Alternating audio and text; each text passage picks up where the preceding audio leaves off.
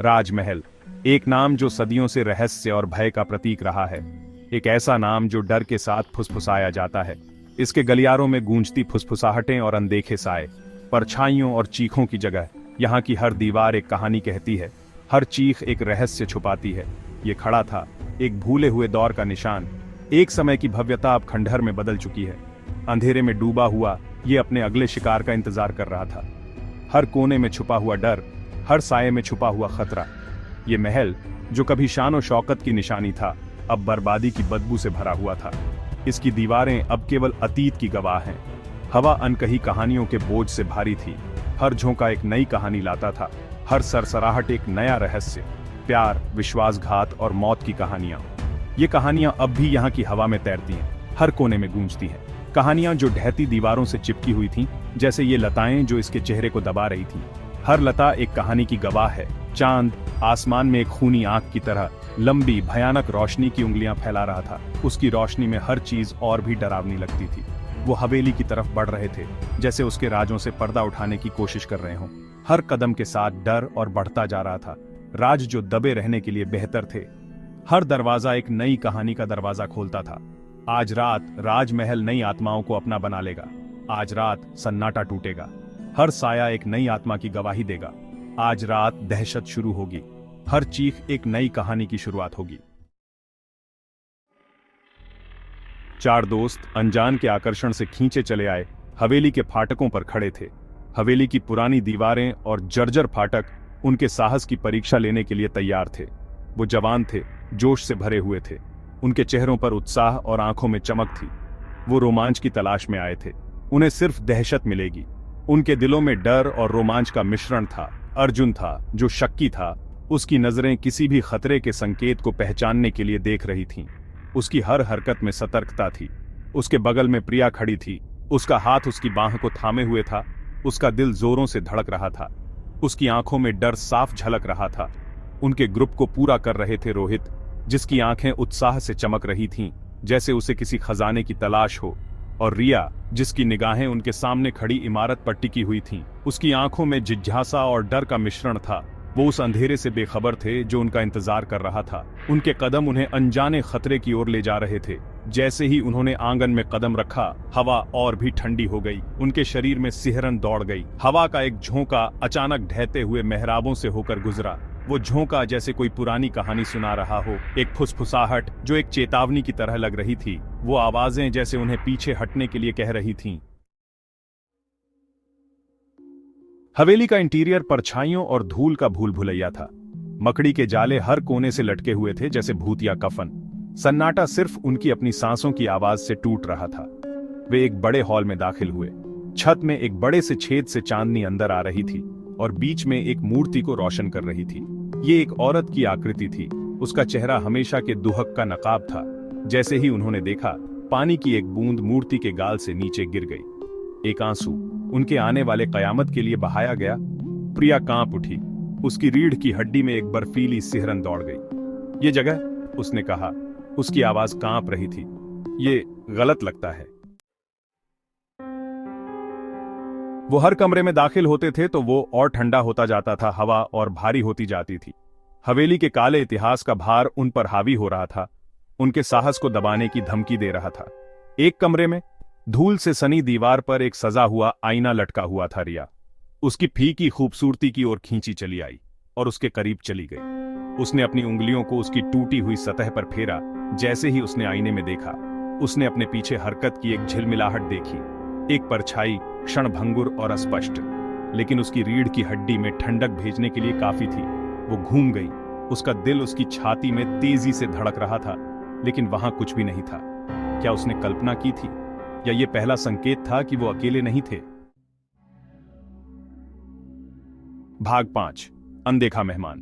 अर्जुन अजीबोगरीब घटनाओं को तर्कसंगत बनाने के लिए दृढ़ संकल्पित मिट्टी के तेल के लैंप के साथ आगे बढ़ा। इसकी टिमटिमाती लौ दीवारों पर नाचती हुई परछाइयां डाल रही थी, जिससे हलचल का भ्रम पैदा हो रहा था।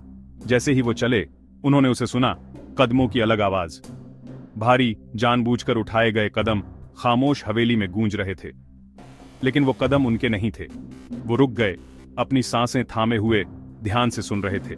कदम करीब आए, फिर दरवाजे के ठीक बाहर रुक गए। वो फंस चुके थे। अर्जुन ने धीरे से दरवाजा खोला। बाहर दालान खाली था, वहां कोई नहीं था, लेकिन कदम उन्होंने उन्हें साफ सुना था। उन पर नजर रखी जा रही थी। भाग 6, परछाइयों का पुस्तकालय। वो ठोकर खाकर एक लाइब्रेरी में आ गए, जिसकी अलमारियों में प्राचीन पुस्तकें भरी हुई थीं। सड़ते कागज की पुरानी गंध हवा में तैर रही थी, जो समय बीतने का प्रमाण थी। एक मेज पर एक किताब खुली हुई थी, उसके पन्ने हवा में सरसरा रहे थे। जैसे ही वो पास आए, उन्हें किताब से ही एक फीकी फुसफुसाहट सुनाई दी। अर्जुन ने हाथ बढ़ाया और धीरे से किताब बंद कर दी। फुसफुसाहट बंद हो गई। उसने इस कमरे में एक मौजूदगी महसूस की, कुछ पुराना और शक्तिशाली। उसने अपने दोस्तों की तरफ देखा। उनके चेहरे दहशत से पीले पड़ गए थे। वो जानता था कि उन्हें वहां से चले जाना होगा, इससे पहले कि लाइब्रेरी का अंधेरा उन्हें अपनी चपेट में ले ले। भाग 7, चीखता हुआ चित्र। एक खून जमा देने वाली चीख हवेली में गूंज उठी, जो कांच के टुकड़े की तरह सन्नाटे को चीरती हुई निकली। जैसे ही वो आवाज की स्रोत की ओर भागे, उनके अंदर दहशत फैल गई। उन्होंने खुद को एक लंबी गैलरी में पाया, जिसमें हवेली के पूर्व निवासियों के चित्र लगे हुए थे। और फिर उन्होंने उसे देखा। एक चित्र जिसमें एक आदमी की डरी हुई आंखें थीं, अलग था। उसकी आंखों से खून टपक रहा था, जिससे उसके गाल एक भयानक लाल रंग में रंग गए थे। उसका मुंह एक खामोश चीख में खुला हुआ था। रिया ने हांफते हुए अपना मुंह अपने हाथ से ढक लिया। चित्र एक खराब ऊर्जा के साथ धड़कता हुआ प्रतीत हो रहा था। उसकी आंखें उनकी आत्माओं में छेद कर रही थीं। वो शुद्ध बुराई की उपस्थिति में थे। भाग 8, रात में भागना। दहशत ने उनके पैरों को तेज कर दिया, क्योंकि वो मुड़े और भागे। उनके दिल उनकी छाती में तेजी से धड़क रहे थे। उन्हें हवेली से भागना था, उसकी दीवारों के भीतर छिपी बुराई से दूर जाना था। वो अंधेरे गलियारों से भागे। उनकी एकमात्र रोशनी अर्जुन के लैंप की टिमटिमाती लौ थी। हवेली उनके चारों ओर घूमती हुई प्रतीत हो रही थी। इसका लेआउट बदल रहा था। उनके पीछे वो अपने पीछा करने वाले की आवाजें सुन सकते थे। एक धीमी गुर्राहट, पत्थर पर पंजों के खुरचने की आवाज। ये जो भी था, वो उनके करीब पहुंच रहा था। वो दरवाजों के एक समूह से फूट पड़े और खुद को आंगन में वापस पाया। चांद, जो अब बादलों के पीछे छिपा हुआ था, कोई आराम नहीं दे रहा था। भाग 9, फंस गए।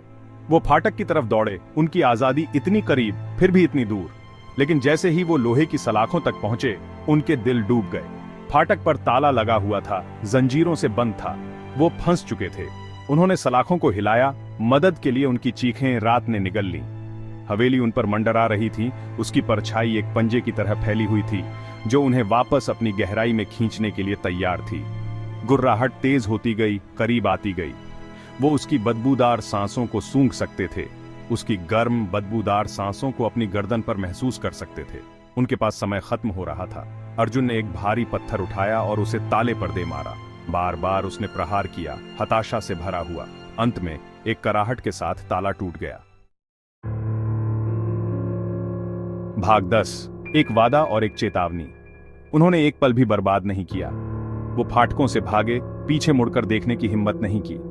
वो तब तक दौड़े जब तक उनके फेफड़े नहीं फटने लगे और उनके पैर दया के लिए चिल्लाने लगे। वो राजमहल से बच निकले थे, लेकिन अनुभव ने उन्हें बदल दिया था। उन्होंने रसातल में झांका था और रसातल ने पीछे मुड़कर देखा था।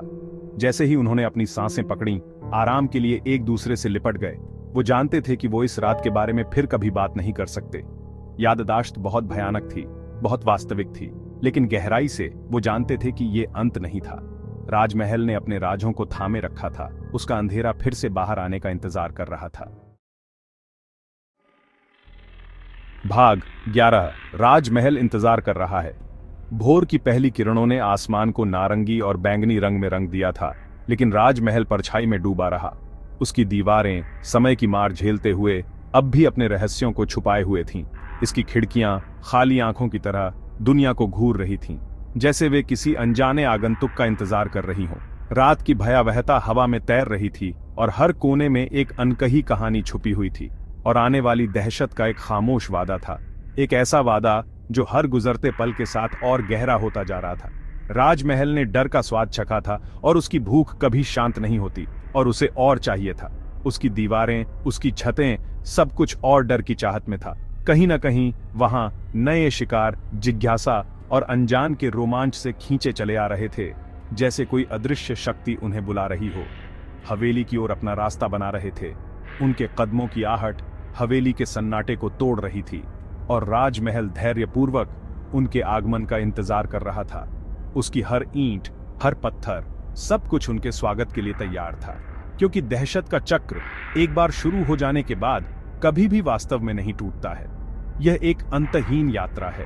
वो बस सोता है, जागने के लिए सही समय का इंतजार करता है, और जब वो जागता है तो सब कुछ बदल जाता है।